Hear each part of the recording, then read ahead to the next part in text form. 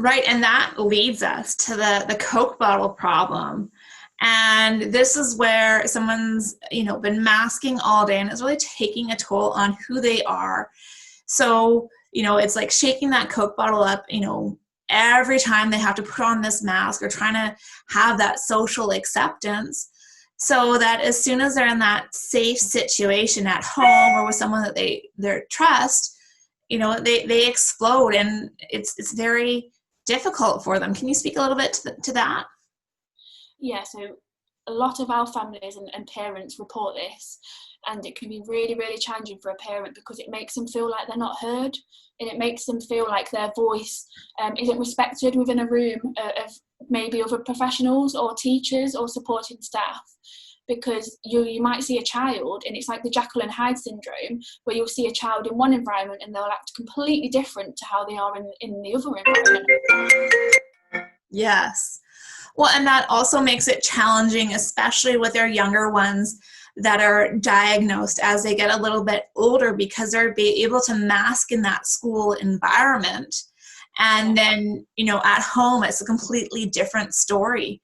And they don't understand the struggles. And then the parent feels, okay, no one understands what I'm really going through. And it creates this loneliness. Yeah, and a lot of our parents do feel lonely and isolated, especially because if your child is only having meltdowns at home, and then you are going to the school or you go into the nursery or another environment where you're trying to say, please help me, I'm struggling here, the behaviour is really challenging and I'm not sure what to do to meet my child's needs, and they're met with a professional who says, well, actually, your child's completely fine at school. Is it not something you're doing? Or, what have you done in that situation to cause that to happen? When actually, you have tried your best to scaffold their day by giving them a really enjoyable activity as soon as they get home to try to regulate them and try to calm them down. But it just wasn't enough. And because their Coke bottle has been fizzing up all day and the pressure's been, it's been a mountain, and it's been getting harder and harder for them to keep that mask on. When they do explode, it can be quite a significant explosion and quite a significant meltdown, or an internal shutdown, because obviously autistic people don't always have an explosion of behaviour. They can have an internal implosion, and they can have really repetitive thoughts and really bad anxiety, and they can kind of go in on themselves instead of kind of exploding outwardly. But it can be really hard for a parent, because then they can't get the support because people they feel like people don't trust them, or people don't believe what they're saying, and really what they need is for people to say, that sounds really hard and I believe what you're saying, because who would make up that the child's having a really bad meltdown and maybe they're hurting themselves or someone else, and going through such a traumatic experience, and how can we help with that? And let's actually look at the school day and see, or the day at a nursery or in another environment, and say, what can we do to have a little bit of an investigation to see where their difficulties may lie, and where that mask or that Coke bottle may be getting a bit more pressure added to it. Right. And then, the other thing that you've kind of alluded to is the individuals that self-punish. And that just adds a whole complexity level, because yes, they're able to mask in certain situations, and then they get so angry at themselves. And, it really makes that emotional well-being a struggle. And then you have outsiders saying, oh, this is all you have to do to fix that. And it's like, well, no, actually, this individual self-punishes so much that if I add anything to that situation, whether it's, you shouldn't have done that, it just heightens the self-punishment and makes it that much worse. When you really need to find ways to support, but then the parent or the co-regulator has all that additional stress without the outlet. Yeah, exactly. And a lot of our young people, particularly girls, but boys can as well, are perfectionists. And they are trying their best to always meet that extremely high expectation that they place upon themselves. We had a young girl within our service who she went to a different class, because in the UK you would move around your classrooms for different subjects, and she couldn't start her work and was getting extremely stressed and was having a lot of meltdowns, which was then leading to self-harm within the school environment. And it was all because in each lesson the different teachers expected her to write the date in a different format, whether it was the 25th of October 2020 and it was all written out in words, or whether it was 2 digits and it was a dash between, and she didn't know what was expected from her in each lesson, so she couldn't even start the work. And because she was such a perfectionist and put so much expectation upon herself, it was really, really challenging for her to meet that. And then that's where you're saying about the self-punishment and the low self-esteem and the low self-worth and the low resilience comes in, and where they're really, really struggling with their mental health.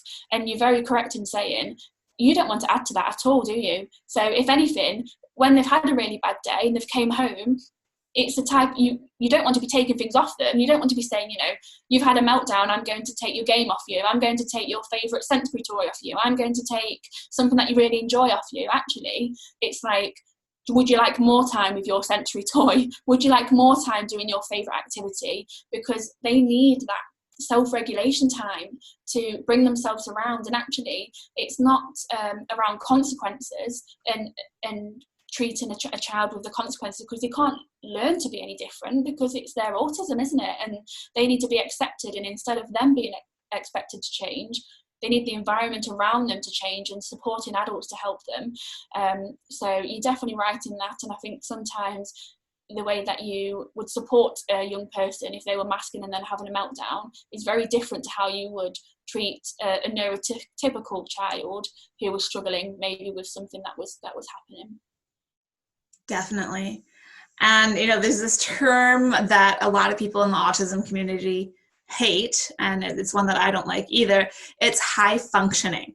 Yeah, and I would agree with their opinion. And when we're talking about kids that are quote unquote high functioning, yeah, we're really talking about kids that have developed those masking strategies, and they're able to control their ability to hide their autism and those things that make them this unique, wonderful individual that we just don't understand how to let them be and excel in this situation, because it's not our comfort of normal.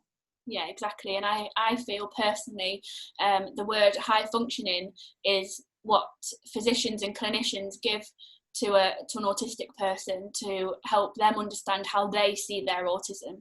So they, as an individual, see it that to their person is high functioning. And it should be quite it's quite a compliment, isn't it, to say that I'm coping really well with my autism, so much so that no one realises that I'm autistic, or so much so that you know, it looks as if I've got it all together and actually I go home and really, really struggle. But in reality, that term means that sometimes people aren't supported, because if you're given a diagnosis of high functioning autism, quite often people will say, well, it's not that bad, is it? You know, or at least, you know, it could be worse. You could be non-verbal, or you know, you could be really, really struggling and not be able to communicate or interact at all, but you manage quite well. In fact, you can't really tell you're autistic. And then you get all these comments, don't you? And actually, what does autism look like? You know, you can't look at someone and tell they're autistic, but what you can do is interact with someone and tell that they're struggling and that they need kindness and that they need you to be empathic and you know, be aware of their difficulties and adapt the environment and adapt your behaviour to suit that young person.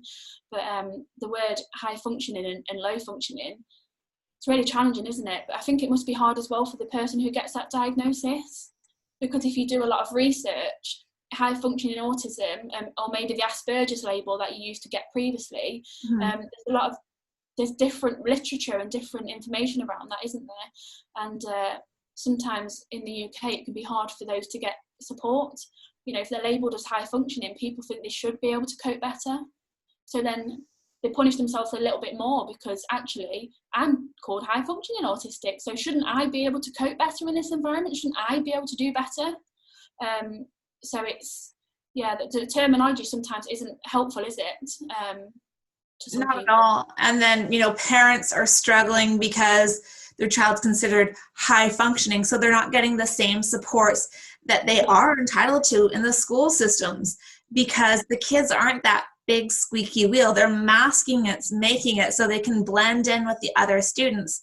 And really the child needs just as much support so that they don't have this demasking effect when they get home, or that Coke bottle where that just explodes because there's so much pressure and they're trying to fit in, and they have these meltdowns, which are completely understandable because there's so much stress, and it's just, that one straw that breaks the camel's back, that in a normal situation where they haven't had these issues would have been fine. Like, even choosing the wrong bowl for cereal. Oh, don't do that.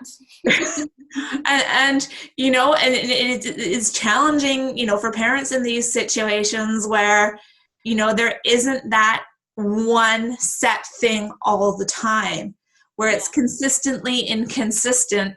And then that one day where choosing that wrong bowl causes, World War III in your house. Yeah. Because, and you didn't know it was going to be the thing that set the day on the wrong foot, and the child didn't know either, and you can't. And then trying to explain it to others that haven't gone through that experience, it just makes it impossible, and a very lonely experience for parents, partners, spouses, siblings, or those that are close and help co-regulate these individuals.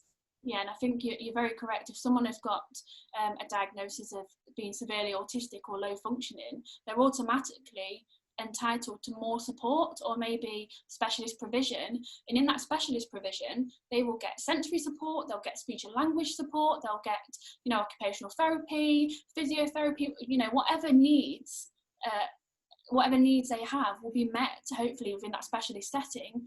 And then a higher functioning autistic person will have to maybe go to a mainstream school with no additional support and extremely struggle, extremely. And I always think, if I was an adult and I was at work, I wouldn't go into a workplace where I was forced to not be myself, or where there was no support put in place, or where I was struggling so much every single day that I had a meltdown when I came home. It's just not a great environment, is it, for your mental health? But unfortunately, some of our young people have to go through that every single day, because it can be really challenging in the school system, can't it?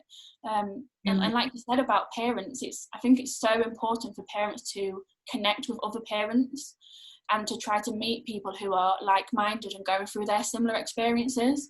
Although every autistic person is different, and you might talk to a parent of an autistic young person, and they might not be going through the same experiences, but they can celebrate those little wins with you. When they give you a hug, or when they say thank you, or when actually they cope with having that different cup and you didn't realise, or when you cut their toast in a different way, instead of cutting it in triangles, you cut it in squares, and they actually cope with that quite well, or they try a new food for the first time. Those really small wins that maybe other parents wouldn't celebrate, or wouldn't quite understand why it's such a massive win. For an autistic parent of an autistic child, it can be great to really celebrate that, can't it, with someone who really understands. Connecting with people that are on the same experience of you can really help parents. For sure. Now, one thing that I wanted to definitely bring up is that masking is something that means that a lot of females or girls, women, aren't getting the diagnosis of autism. And one of the things that it has to do with is the biases in the diagnostic criteria, at least in Canada and the United States. And a lot of places reference the DSM-5 for the diagnostic criteria. And because a lot of the research that was originally done are those squeaky wheels, right? They're the low functioning ones that are having the most amount of problems. So currently we don't have the information in there to look at individuals that are able to mask their things in social settings.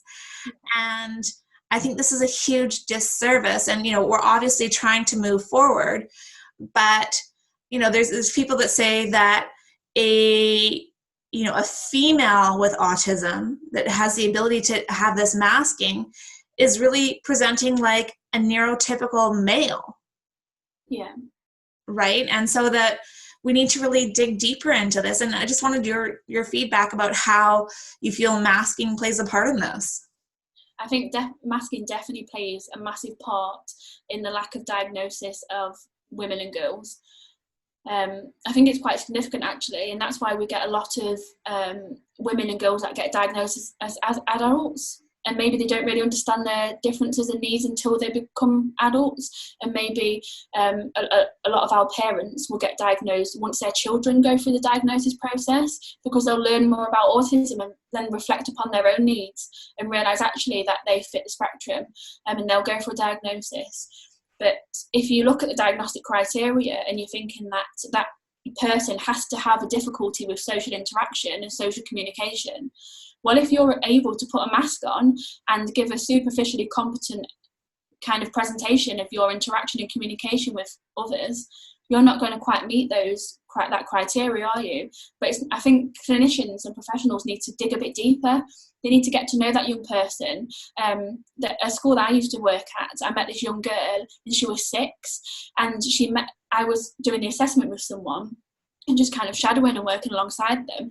And when I met this young girl, and she said, "Hello, my name is," and introduced herself. She told us about her favourite teddy, and she told us about what she did that day, and it was absolutely fantastic, and she interacted really well. And the teacher said, "Come again back tomorrow. Come again and have another experience with her and see what she's like." So we came the next day and we spoke to her, and she gave the exact same answers to all of the questions. And actually, if we had met her just that one time and kind of made a judgment upon her interaction and communication for that, in that one split interaction, you probably would have said that she coped really well. She met new people, she interacted, she even managed to give a little bit of eye contact. She did fantastically well. But then when you met her the second time, you realise that actually her answers and her words were almost on a recording in her head, and she kind of mimicked and picked up on what other people had said around her, knew what she should have said.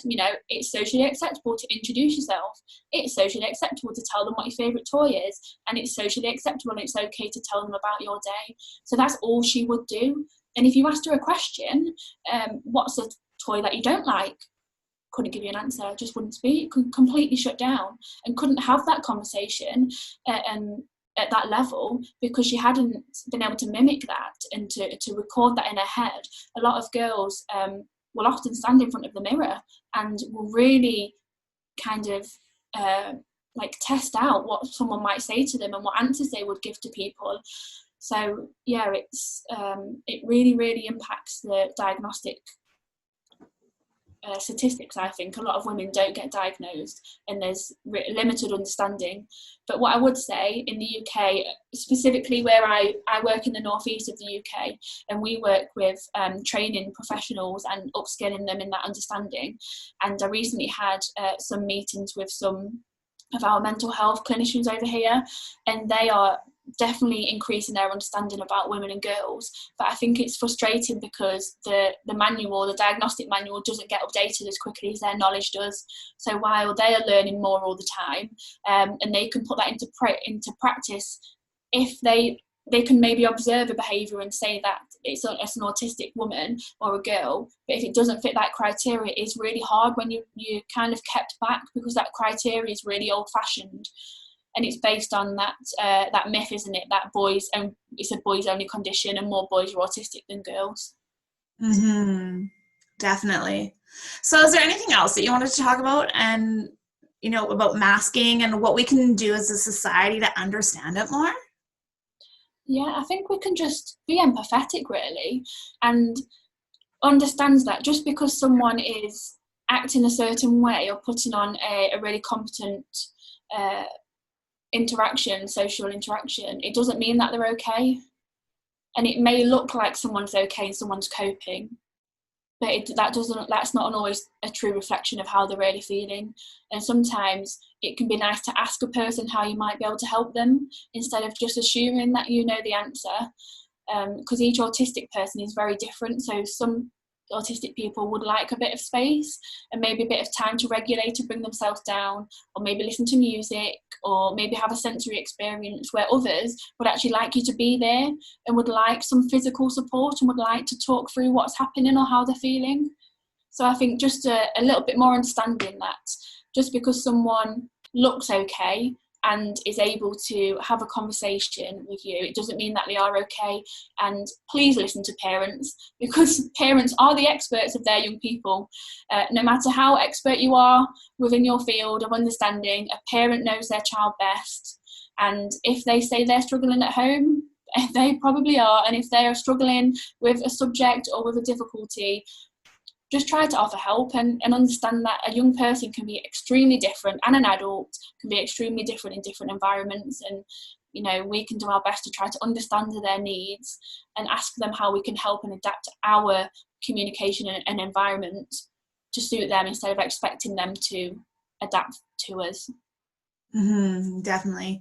Well, thank you so much, April, for joining me today. And I think, you know, the daisy chain, is it a society or what do you, it's a nonprofit. So you have a great Facebook page, and I definitely recommend that people take a minute to check it out and, you know, even look into Max's story.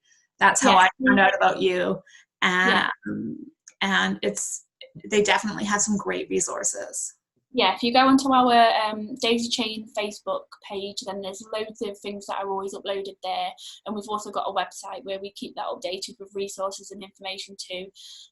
So if we can help anyone out, particularly in the UK, if anyone can call us and we can have them if anyone wants to call us in the UK, we can have a chat with them and see how we can help with them. But elsewhere, we've got loads of resources, so please do tap into that. And we hope to continue Max's story and to keep putting out information to increase awareness around young people who struggle, particularly with masking, but with loads of other difficulties too. So keep an eye out for all of those.